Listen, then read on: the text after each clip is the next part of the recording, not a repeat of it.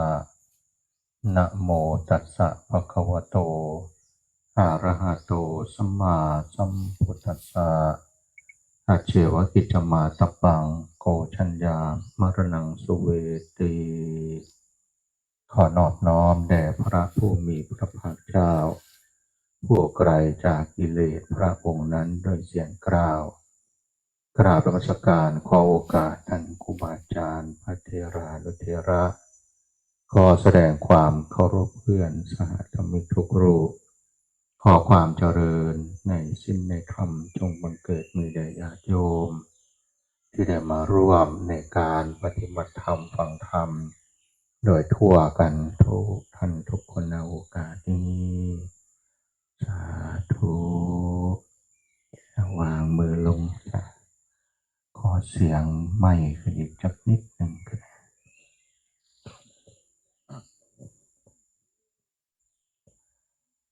ก่อนอื่นต้องขอโทษขออภัยครูบาอาจารย์ญาติโยมหน่อยหนึ่งจะให้รอคอยมาหลายเทื่อละแต่ว่าก็ยังหลงอยู่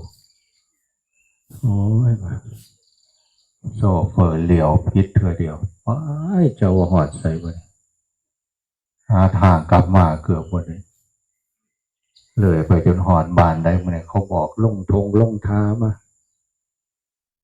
นำทางคอนกรีตชักถือว่าถือโค้งหน้าโค้งหลังที่นางGPSมันก็บอกอยู่มันก็บอกคิดบอกเธอโอ้ยมึงจะพากูไปใช้นออีลาเลยวะจบเถื่อรถออกมาได้มาเจ้าว่าโมโหทะเลเถื่อแล้วก็ยังหลงอยู่สนอกว่าธรรมดาหมดเพียงครับแล้วก็ขอโอกาสขอเวลาจากพอสมควรแต่ว่าก็ขอโทษขออภัยอีกถ้ามาว่าค่อยเต็มทีปันไหนที่เราว่าจะโทรมาขอคนยกเลิกว่าแต่ว่าคือวันรับปากมันแล้วมาได้สำเร็จก็มาแล้วนะในช่วงหันงานต่อกันเกือบเสมอเหตุงานปริวาสงานปฏิบัติธรรมเหตุไปเหตุมาหลัดซดจังเนี่ยมันใหญ่เมื่อยหมอยไปว่ายว่าจะตายตัวเนี่ยวะเนี่ยแต่วอด30 นาทีเลยคอเศร้าก็เลยว่าข่อยเต็มทีพันเลยถ้ามามันมีโรคประจำตัวอยู่หัวใจมันเต้นผิดจังหวะมันเถื่อกันมันถือไม่สายหรือว่าขื่นไฟฟ้ามันเถื่อมันถึงมาสอดกันกับขื่นหัวใจมันเต้นเถื่อมันก็จะยุดเต้นไปชั่วขณะแล้วมันก็เป็นจะตายง่ายเลยเนาะอะไรมันสอดป้าบเดี๋ยวมันหมอยลงไปมันเดี๋ยวนักเทศเดี๋ยว101นะประเทศไว้สิละป้าบมันเดี๋ยวเมื่อจับขอบธรรมาทไว้หัวต่อหน่อยหนึ่งแล้วก็ขอเศร้าคืนเราได้ทุนแล้วโรงพยาบาลจุฬาเวชบางทีเอาโรงพยาบาลเขาตรวจคืนหัวใจนั่นนี่เขาว่ามันช็อตมันไม่ได้พักอันนี้ก็เลยว่าพอได้สำเร็จเก่าเนาะพอได้มาเห็นหนาพอได้มาทำบุญนำแต่ว่าก็ให้เป็นธรรมะนะให้เป็นธรรมะจะไหนวะทีให้เอาเห็นว่าร่างกายสังขารเนี่ยมันบ่เที่ยงมันบ่เป็นของเฮาถึงแม้ว่าเฮาสิว่าท่านเฒ่าท่านแก่หลายแต่ร่างกายมันก็เป็นร่างของโลกแต่ว่าเราว่าการปฏิบัติธรรมนี่บางเทื่อมันต้องเริ่มต้นที่ตัวเฮาเวลาเราก็ไว้เฮาเบิ่งเจ้าของเบิ่งตนเองเบิ่งแต่ในร่างกายสังขารที่มันเป็นร่างของโรคที่เฮาต้องดูแลรักษาสุขภาพถ้าว่าชีวิตเฮาเนี่ยมันก็ต้องแก่ต้องเจ็บต้องตายแต่ว่าคันเฮายังมีชีวิตอยู่นี่พุทธเจ้าเพิ่นก็ว่า ชีวิตเฮานี่ถือว่าได้ลาภอันประเสริฐถ้าในฟังแล้วเฮาต้องรู้จักแยกแยะทำความเข้าใจเลยพระเจ้าว่าพุทธเจ้าสอนเนี่ยเฮาปล่อยเฮาว่างบ่ให้เฮายึดมั่นถือมั่นพระพุทธเจ้าจะว่าการได้เกิดมากิจโฉมนุสปฏิลาโภคือการได้ลาภอันประเสริฐแต่ว่าพุทธเจ้าก็ยังคือให้ปล่อยให้ว่างบ่ให้ยึดมั่นถือมั่นบ่ให้หลงในกายในการเกิดอันนี้มันก็สิมีอยู่สองส่วนที่เขาต้องทำความเข้าใจคือชีวิตเฮานี่เขายังต้องเวียนว่ายตายเกิดในวัฏสงสารคือเรายังมีกิเลสอยู่คือร่างกายเฮานี่เขาก็ต้องยอมรับความจริงว่ามันบดเคียงมันมีความทุกข์มันเป็นร่างของโรคแต่ว่าเขาก็ต้องเข้าใจว่าเขาก็ต้องรักษาเขาก็ต้องดูแลให้ดีที่สุดเลยจากหันไปเขามันรักษาบ่ได้เราบ่สามารถดูแลได้จนเขาจนแก่จนสิตายอันนี้เขาก็ต้องปล่อยว่างให้มันได้เขาที่ต้องบ่ยึดมันคือมันพอสุดท้ายแล้วเขาก็ต้องจากโลกนี้ไปจากกายนี้ไปอันนี้จะเป็นเรื่องที่เขาต้องใส่ปัญญาต้องพิจารณาเกี่ยวกับว่าการได้เกิดมาเป็นมนุษย์นี่เป็นลาภอันประเสริฐเพราะว่าเขาได้เกิดมาแล้วเนี่ยเขาจะต้องรู้จักรักษาตนเองดูแลตนเองเพื่อให้กายเขานี่สามารถที่จะได้ทำคุณค่าหรือว่าสร้างบุญสร้างกุศลสร้างประโยชน์สร้างสติปัญญาให้กับตนเองอันนี้คือหนึ่งที่สำคัญพอกระทั่งพอเข้าใจตรงนี้ชีวิตที่เขาเวียนว่ายในวัฏสงสารนี่เขาอาจจะไปตกนรกไปเป็นเปรตเป็นอสุรกายสัตว์เดรัจฉานหรือว่าไปอยู่ในอบายภูมิหรือว่าแม้แต่เกิดมาใหม่โดยบาปโดยกรรมก็อาจจะบ่สมบูรณ์เหตุเขาเป็นคนทุกข์ยากลำบากหรือว่าพิกลพิการหรือว่าโง่เขาเป็นคนพาลบ่มีสติปัญญาอันนี้ยังเป็นเรื่องที่น่าเป็นห่วงที่สุดไพ่ในวัฏสงสารมันเป็นไพ่ที่ยิ่งใหญ่เดี๋ยวว่ามีคนสร้างเฮามีคนเกลียดให้เฮามีคนใส่ร้ายอิจฉาริษยาหรือว่าเอารัดเอาเปรียบหรือว่าเขาคิดที่ทำลายเฮาจังได๋ก็แล้วแต่ละอันนี้ก็ถือว่าเป็นไพ่ในระดับหนึ่งแต่ว่าไพ่ที่มันยิ่งใหญ่กว่านั้นไพ่ที่มันสำคัญกว่านั้นคือไพ่คือความโลภความโกรธความหลงที่มันจะนำพาเฮาไปทำบาปไปทำชั่วพาเฮาไปตกนรกพาเฮาไปเวียนว่ายตายเกิดที่มันจะทุกข์กว่านี้โมโหเท่าใดที่เฮาจะต้องเวียนว่ายตายเกิดอยู่นี่โมโหเท่าใดถึงแม้ว่าเฮาสิบ่เห็นศาสตร์ก่อนบ่เห็นศาสตร์หน้าแต่ว่าด้วยปัญญาพระพุทธเจ้าที่ได้ตรัสรู้อันนี้ก็ชัดเจนถ้าเขาเชื่อคำสอนพระพุทธเจ้าล่ะเขาก็ต้องสงสัยเรื่องบนนั้นดอกพออย่างพอพระพุทธเจ้าสอนเนี่ยเขาเห็นบาปที่เขาต้องละเพราะว่ามันเป็นเหตุแห่งทุกข์พระพุทธเจ้าสอนเนี่ยเขาเห็นบุญที่เขาต้องสร้างเพราะมันเป็นเหตุแห่งความสุขเป็นที่เพิงพระพุทธเจ้าสอนเนี่ยเขาเข้าใจที่เขาต้องปล่อยต้องว่างว่าเขายึดมั่นคือมันเพราะว่ามันเป็นการนำตนไปสู่ความพ้นทุกข์บ่ต้องว่าศาสตร์หน้าบ่ต้องว่าศาสตร์ใดศาสตร์นี้ละมื้อนี้ละปัจจุบันนี้ถ้าเราสามารถละชั่วได้เฮาก็บ่เดือดร้อนเฮาก็บ่มีปัญหาในอนาคตที่จะเกิดผลแห่งความทุกข์ถ้าเราทำดีได้เฮาก็มีความสุขในปัจจุบันอิ่มใจสุขใจสามารถทำให้เกิดประโยชน์มีคุณค่าในการเป็นอยู่รวมกันคือกันกับสวรรค์บนทันตาย ถ้าเราปล่อยว่างได้เกลียดให้ผู้ใดก็ปล่อยว่างสร้างให้ผู้ใดก็ปล่อยว่างอิจฉาให้ผู้ใดก็ปล่อยว่างบ่เอาความสวงคนอื่นมาให้เขาเป็นทุกข์ปล่อยว่างความหมดซึกที่มันบ่พอกพอใจหรือว่าบ่หลงกับสิ่งที่เขาพอกพอใจเพราะสิ่งเหล่านั้นมันก็เป็นเหตุอาจจะนำเขาไปสู่ความทุกข์ก็ได้ถ้าเราสามารถเข้าใจสามอย่างนี่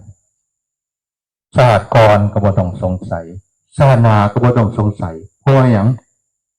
เพราะว่าเขาเห็นในใจเขาแล้วเขาได้ผลในชีวิตเขาละสัวเขากับบ่ถูกบ่เดือดร้อนเขาทำดีเขาก็มีความสุขเขาปล่อยวางได้เขาก็บ่ทุกข์อันนี้บ่ต้องเอานรกสวรรค์มาขู่บ่ต้องว่าเขาตายแล้วต้องไปพิสูจน์ยังหรือว่าจะได้ก็แล้วแต่ละเพราะว่ามันเกิดผลกับจิตใจเขาแต่ก่อนอาตมาก็สงสัยแล้วก็บ่มั่นใจว่านรกมีบ่สวรรค์มีบ่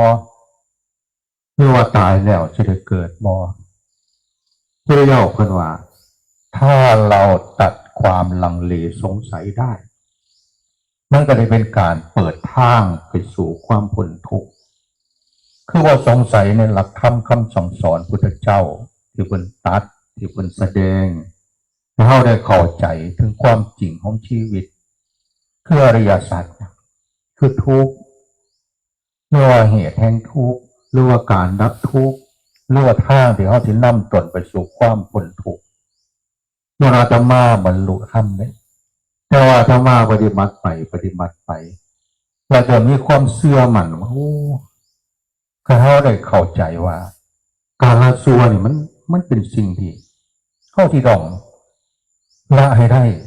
เพราะว่ามันเป็นเหตุแห่งความทุกข์มันเป็นเหตุแห่งอย่างที่เขาจะได้รับผลจากความสัวแล้วก็ความดีเนี่ยมันดีมันมีคุณค่าเวลาเราเหตุดีทำดีเวลาเราทำประโยชน์ไม่ว่าเขาทำมันได้ที่มันถูกต้องมันก็สามารถนำเขาไปสู่ความเจริญถ้าเขาปล่อยวางได้บ่โลภจนเกินไปบ่โกรธจนเกินไปบ่หลงจนเกินไปอยู่ในทางสายกลางเราพยายามละสิ่งเหล่านั้นให้ร้ายที่สุดพอนี้มันเกิดขึ้นทางจิตใจเป็นอย่างไรเฮากับศิละความทุกข์ใดเป็นลำดับเฮาอาจจะบ่ฮู้ดอกว่าเฮาเป็นพระอริยะขันธ์ใดหรือว่าเฮาสิเป็นบ่เป็นก็เฮาได้ฮู้ว่าเฮาละทุกข์ได้แล้วเฮาสามารถที่จะอยู่แบบบ่เดือดร้อนใจหลาย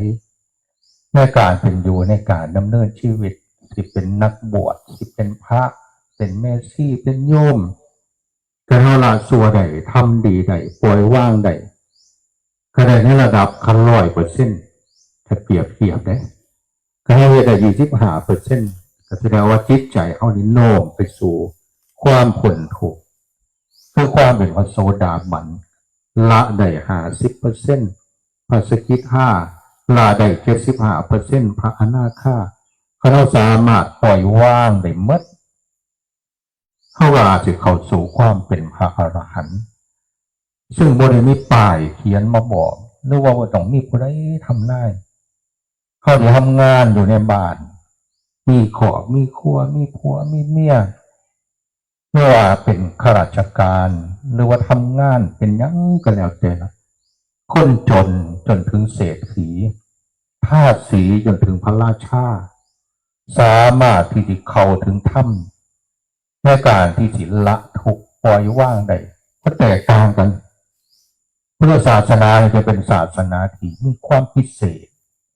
คือบ่ได้ปิดกันหากผู้ใดสามารถมาละซัวได้สามารถมาทำความดีได้สามารถปล่อยวางได้เขาจะได้ประโยชน์หมดตั้งแต่ปัจจุบันนี้เราก็จะเป็นเหตุไปถึงภายภาคหน้าแล้วก็จะเป็นทางที่นำไปถึงที่สุดดังนั้นเราทั้งหลายอย่าประมาทในชีวิตเรามาได้กล่าวเบื้องต้นว่าชีวิตเฮานี่เฮาได้ลาภอันประเสริฐคือเฮาได้เกิดมาเป็นมนุษย์แต่ว่าเขาจะรักษาเจ้าของจะไหนการรักษาสุขภาพนี่เป็นการปฏิบัติธรรมอย่างหนึ่งนะพวกเราก็จะมีการพิจารณา ปฏิสังขโยนิโสปินทปาตังนิโสจีวรังเสนาสนังทีรณาเพศตัดใจอันนี้คือการบริหารกายเรากินจังใดนอนจังใดนุ่งห่มจังใดยารักษาโรคที่เราต้องดูแลสุขภาพอันนี้คือการปฏิบัติธรรมเพื่อว่าให้มันขาดว่าให้มันเกินให้มันพอดีเพื่อว่าให้เจ้าของลำบากเพื่อว่าก็บ่ให้เขาหลงในการเป็นอยู่ในการดำเนินชีวิตอันนี้ก็คือรักษาสุขภาพอันนี้คือการปฏิบัติธรรมจากหันเขากันรักษาใจเรียกว่าสามารถคัดเก่าโลกทางใจคือความทุกข์เหตุแห่งความทุกข์มันเกิดมาจากหยังมันโลภมันอยากมันโลภคือมันแบบได้แล้วก็บ่พอได้แล้วก็เอาไปใส่ในทางที่บ่ดีโลภแล้วว่าแล้วมันอยากในความอยากเนี่ยมันอยากรวยอยากมั่งอยากมีได้บางคนก็มีแล้วแต่ว่ามันถึงยังอยากให้คนอื่นเอาใจอยากให้คนอื่นตามใจอยากให้ผู้นั้นเป็นอย่างสั้นอยากให้ผู้นี้เป็นอย่างสี่มันเพื่อมันก็เลยบ่ได้ดังใจมันก็เลยมีความทุกข์อีกเป็นพอความอยากเกิดความบ่พอใจความโกรธความรู้สึกเกลียดกันอาฆาตพยาบาทกันหรือว่าอิจฉาริษยากันอันนี้เหตุแห่งความทุกข์จนเรามาหลงมันเนี่ยยึดมันหรือมันว่าอันนั้นก็ห้องเฮาอันนี้ก็ห้องเฮาพุทธเจ้าก็ยังมีธรรมะเป็นคำตอบสุดท้ายเราเป็นสิ่งที่เขาต้องยอมรับคืออย่างอนัตตาเขาว่าสามารถยึดมันคือมันได้คำตอบสุดท้ายของชีวิตเท่าเนี่ยเขาต้องเข้าใจว่าที่สุดแล้วเขาต้องพัดผ่าที่สุดแล้วเขาต้องจากที่สุดแล้วเขาต้องตายแล้วเขาเข้าใจว่าเขาว่าสามารถยึดมันคือมันได้การเอาเป้าหมายของชีวิตตรงนี้เข้าใจยังไงมันผู้ว่าเกิดมาต้องตายเนี่ยการได้ดูจะคว่ำอยู่นี่ชักสิวันนี้เลยล่ะดูจะคว่ำยังไงผู้ว่าเจ้าของเกิดมาต้องตายกันยังพากันไปคำซัวยังบุญจะทำความดียังบุญจะฝึกหัดขัดเก่าเจ้าของหัวจะปล่อยจะกว้างเพราะว่าสุดท้ายแล้วมันก็ต้องจากสุดท้ายแล้วมันเขายังไปบ่ได้เขาที่ต้องรักษาเจ้าของให้ชีวิตเขาได้ประโยชน์ที่สุดบ่ให้เป็นโทษการที่เขาบ่ให้เป็นโทษก็คือละสัวการที่เขาจะได้ประโยชน์คือทำดีการที่เขาบ่ให้เจ้าของถูกคือปล่อยว่างฉะนั้นคำตอบนี่ถือว่าเป็นอย่างที่ชัดเจนบ่ต้องไปเบิ่งพิสูจน์สวรรค์นรกบ่ต้องไปว่าถึงการแบบระลึกชาติได้หรือว่าทำนายว่าผู้นั้นเป็นอย่างสี่ผู้นี้เป็นอย่างสี่เพราะสิ่งเหล่านี้มันเกิดขึ้นที่จิตใจเฮาแค่ว่าเฮานี่สิพิจารณาบ่แล้วเมื่อเฮาได้เข้าใจแล้วเฮาสิปฏิบัติบ่ถ้าว่าเฮาทั้งหลายนี่เฮาหูมืดบางคนอาจจะหูว่าจะมาหรือว่าบางคนก็หูมัดก็หูว่าชีวิตเฮานี่มันเป็นยังไงธรรมะทั้งเทศทั้งสอนทั้งฟังแต่ว่าเฮาสิเอาไปพิจารณาหรือว่าไปศึกษาไปปฏิบัติในการที่จะคัดเก่าตนเองน้อยหลายปานใดหลักการปฏิบัติบางครั้งเฮาก็บ่มีเวลาพอที่จะอ่านพระไตรปิฎกทุกหน้าไปจำทุกบทหรือว่าต้องไปเรียนบาลีให้เฮาแตกฉานผู้ใดมีปัญญาผู้ใดมีเวลาอันนั้นก็เป็นสิ่งที่น่าอนุโมทนาแต่ว่าเฮานี่มันคือความจำมันบ่ได้ความเพียรมันบ่พอหรือว่าสติปัญญามันบ่ได้พอสิมีอีหยังคักปานนั้นแต่ว่าเฮาก็พอเฮ็ดได้เฮ็ดหยังล่ะให้เฮาได้มีศีลให้เฮาได้ศึกษาในการที่เฮาสิมีศีลมีสมาธิเจริญสติเจริญปัญญาเฮาจึงมาฝึกนี่ถ้าผู้ใดก็สามารถมารักษาศีลได้เฮาก็มาให้ทานแล้วก็บ่เว้นบาปรักษาศีลได้รักษาอยู่วัดก็ได้อยู่บ้านก็ได้มีเวลาก็ภาวนาปฏิบัติเจริญสมาธิพิจารณาธรรม การที่เขาสิเขามาสู่การปฏิบัติเนี่ยมันคือมันบริสลับซับซ้อนอย่างไรดอกให้เขาได้สำรวมระวังกายวาจาจนที่ส่งผลไปถึงจิตใจโดยง่ายให้มีศีลไหลนักแน่นตั้งมั่นในการเป็นอยู่บวันไว้เหตุยังก็แล้วแต่ละในการทำความดีในการภาวนา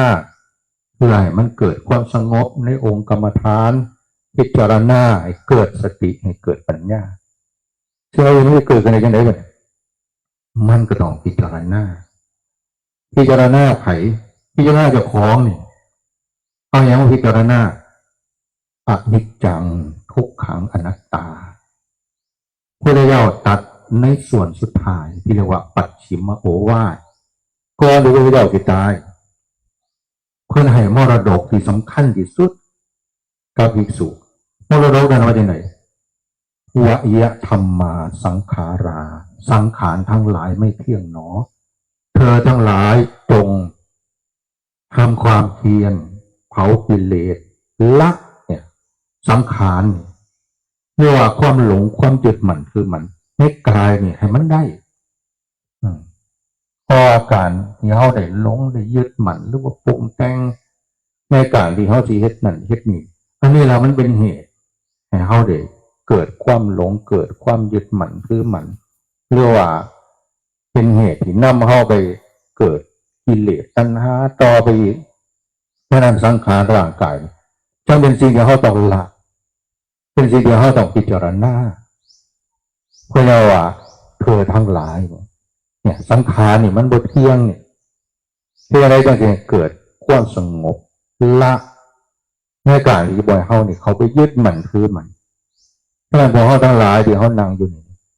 คันเฮาสามารถพิจารณานี่ธรรมะก็คือกันร่างกายเฮานี่มันสำคัญดีๆนะ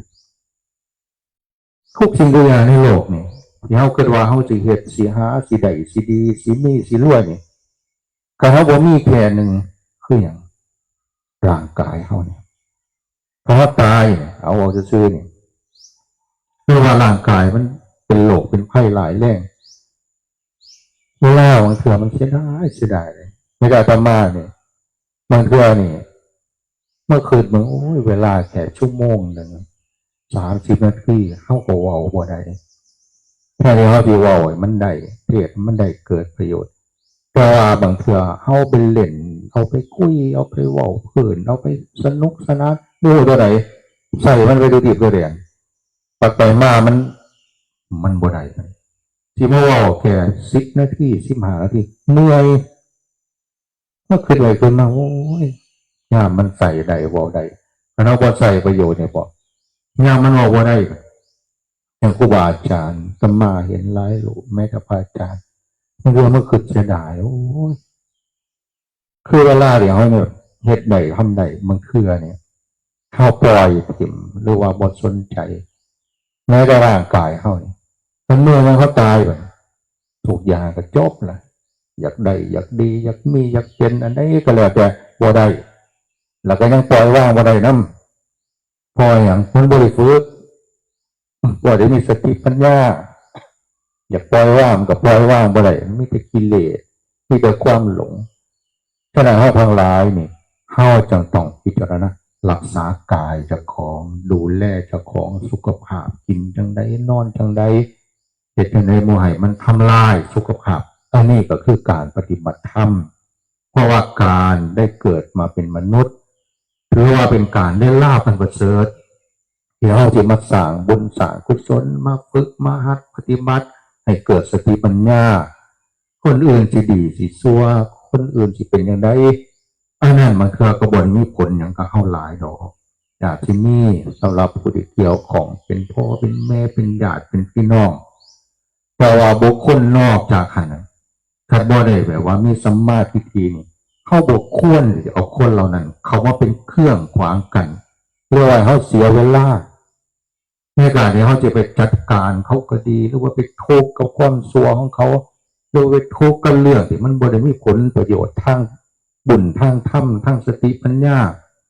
บางคนนี่เขาพิจกันอยู่บุญเขาพิจกันน้ำเขาหรือว่าเขามีปัญหากันอยู่บุญ อยู่ไสก็บ่ฮู้ล่ะก็ไปคิดกันเอาเขาเอามาเว้าเอามาเถียงเอามาคิดเอามาเมื่อยปานเพิ่นสิได้เงินเดือน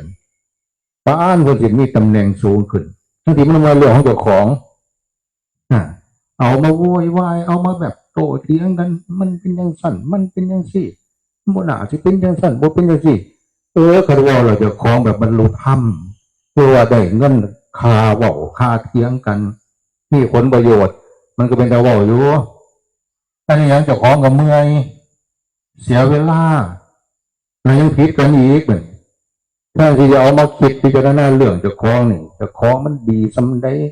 เจ้าของสิละส่วนละอันใดที่มันเป็นเรื่องบ่ดีอันไหนที่เขาจะได้ประโยชน์ได้คุณค่าเอามาคิดเอามาพิจารณาให้เจ้าของนี่มันละส่วนให้มันดีให้มันได้ประโยชน์ให้มันได้เจริญในธรรมหรือว่าในการดำเนินชีวิตแต่ว่าบางคนนั่นมันไปเมื่อยกับคนอื่นไปเสียเวลากับคนอื่นเถียงกันตาตีตาล้านจนตีกันป้านคนที่ไปเอียงกับเขาบางเถื่อเขาคิดกันอยู่ใส่หรือว่าเขาแข่งขันกันอยู่ใส่หรือว่าเขาเอียงกันอยู่ใส่เขาเรื่องของเขามากปานเป็นเรื่องของเจ้าของเมื่อยน้ำเขาเสียเวลาน้ำเขาไปมากกับเดือดร้อนใจเพราะว่าจิตใจเขามันไปยึดมันคือมันไปทุกข์น้ำเขาอีกขณะเขาทั้งหลายนี่บุคคลที่สำคัญที่สุดคือตัวเฮานี่พอไงว่าเอาตัวเจ้าของให้มันรอดจะไปยากกับคนอื่นหลายวนพอมันเมียเฮามันพีมันหนองเฮาเขาบนมาหาเฮากินที่ประเดือดร้อนตาตีตาล้านเมื่อเขาในข่าวในโลกในสังคมอันนี้บางเสื่อป้านเพิ่นไปเป็นผู้จัดการปานเพิ่นเป็นมีรายได้เขาจิมาแบ่งให้เพิ่นทั้งชั้นทั้งสี่ปัจจุบันจะคล้องกับโคกคือเก่าอันนี้เรื่องที่สำคัญเลยคณะผู้จัดการกับเจ้าของอย่างสิเขาก็เสียเวลากับคนอื่นเสียเวลากับความซัวของเขาหรือว่าบางเถื่อแม้จะเสียเวลากับความดีของเขาข้าจะอันนี้กับเขาลายเจ้าของโบเฮ็ดดีคือเขามันก็เลยบ่ได้ดีทั้งเขาฉะนั้นเขาทั้งหลายทั้งต้องกลับมาเบิ่งเจ้าของให้มันหลายๆเอาประโยชน์ให้มันได้ชีวิตเขาถือว่าเป็นสิ่งที่สำคัญที่สุดแต่ว่าสุดท้ายต้องให้เข้าใจว่าชีวิตเขามันบทเคียงมันมีความทุกข์เสมอหนึ่งเขาก็ต้องพยายามปล่อยว่างให้มันได้แต่ว่าการที่เขาจิตไปสู่ความเจริญหรือว่าไปสู่แบบมรรคผลนิพพานหรือว่าไปสู่สุคติที่ดีที่งามน่ะมันเริ่มต้นตั้งแต่อยู่นี้นี่อยู่ใส่อยู่ในปัจจุบันเนี่ยอยู่ในตัวเขาเนี่ยแต่เราว่ามีสติในการกำหนดโม่ยศการปรุงแต่งหรือวันละความซัวให้เขาสามารถที่สิทำความดีปล่อยว่างในจิตใจเขาให้ได้ในแต่ละมือนี่เรียกว่าแต่ละเรื่องแต่ละคนเรียกว่าในทุกขณะเรียกว่าทุกขัสสะที่เกิดขึ้นเราสามารถจัดการได้ทุกขณะทุกขัสสะทุกมือละสัวให้ได้ทำดีให้ได้ปล่อยว่างให้ได้เรื่องอนาคตไปศาสนาพบหนาเวียนวายตายเกิดบ่ต้องไม่ห่วงดอกเพราะว่าอย่างเขาตัดวัฏสงสารในตัวเฮ้านี่ในจิตใจเฮ้านี่ในหลายเรียกว่าให้ดับไปแต่ละมือหอดมือสุดท้ายซึ่งเรานี่มันก็จะเป็นเหตุที่ทรงให้เฮ้าลดละปล่อยว่างตัดวัฏสงสารให้กับจิตใจให้กับชีวิตว่าให้เฮาต้องไปทุกข์ว่าต้องให้เฮาไปเวียนว่ายตายเกิดอีกหรือว่าหลายโมโหเบื้องต้นบ่มีท่ามกลางบ่มีที่สุดถ้าเราจิตปล่อยว่างให้ได้เฮาก็ต้องปล่อยว่างในปัจจุบันนี้ให้หลายๆกับที่เฮาที่ทำดีเพื่อว่าให้เฮาได้เป็นที่พึ่งกับทำปัจจุบันนี้ให้หลายๆแต่เฮาจะบ่อยากตกนรกเฮาก็ต้องละชั่วในปัจจุบันนี้ให้ได้หลายๆที่สุดพระเจ้าให้ความสำคัญอยู่สองอย่างที่ชัดเจนหนึ่งคืออย่างว่าปัจจุบันอดีตลาไปแล้วอนาคตยังมาประทันถึงสองคืออย่างโตเฮ้าที่เราต้องจัดการกับตนเองให้ได้ในการเดี๋ยวเราจะต้องได้ประโยชน์ตนจากการกับซอยคนอื่นได้ซอยประโยชน์คนอื่นเมื่อว่าทำประโยชน์ทั้งสองให้มันเป็นประโยชน์ร่วมกันประโยชน์ตนก็ให้ได้ประโยชน์คนอื่นก็ให้ได้ ประโยชน์ปัจจุบันให้ได้เป็นเบื้องต้นแล้วมันก็จะได้ประโยชน์ภายภาคหน้าเรียกว่าเป็นประโยชน์ไปจนถึงที่สุดมาขอนโมทนากับท่านทั้งหลายตามสมควรแก่เวลาก็ขอเป็นกำลังใจให้ครูบาอาจารย์จัดงานตลอดระยะเวลาพระอาจารย์เหมือนกับตั้งใจพระอาจารย์เกียงไกรพระสงฆ์ครูบาอาจารย์ญาติโยมได้เฮ็ดบุญทำความดีเพื่อให้เกิดคุณค่าคนที่ไม่เฮ็ดมาทำนี่มันบ่แม่นว่าสิมีง่ายปานใดเด้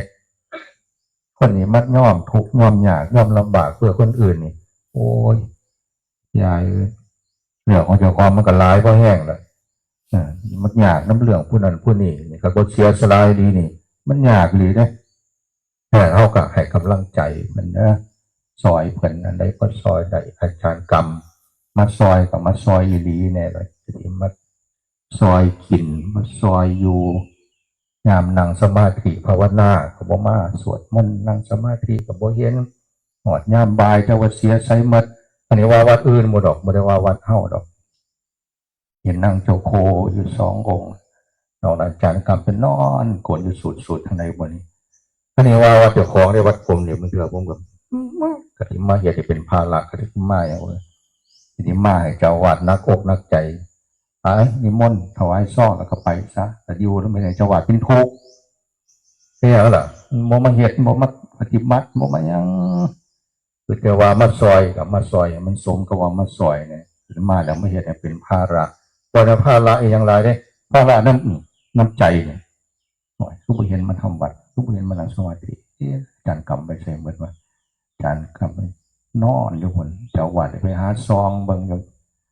มันมีแสว่าเจ้าแสใส่เจ้าบาทมันแล้วตีเล็กหน่อยนี่อันนี้ว่าวัดอื่นดอกก็สิถืออยู่นี่ก็บ่จักกับโหขออภัยหลายๆอยู่กรรมก็คือการมาอาศัยเพิ่นนี่บ่ได้มาติดไฟบ่ได้มาเฮ็ดห้องน้ำบ่ได้มาสร้างอีหยังซอยเพิ่นบ่ได้เด้มีผู้ใดเอาข้าวสารมานำอยู่บ่เอาหม้อหนึ่งมานำบ่มาก็อาศัยกินน้ำเพิ่นนี่น้ำปนะก็ดีน้ำทุกขวดอาหารทุกค่ำทุกสิ่งทุกอย่างก็มาอยู่น้ำเพิ่นมาฉันน้ำเพิ่นมาใส่น้ำเพิ่นเฮาบ่ได้มาติดฟืนติดไฟบ่ได้มาเตรียมงาน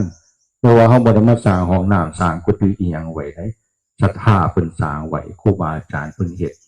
เฮามาใส่เพิ่นก็เฮาคือว่าเฮามาใส่เพิ่นนั่นอันใดบ่เฮ็ดได้ซอยเพิ่นก็เฮ็ด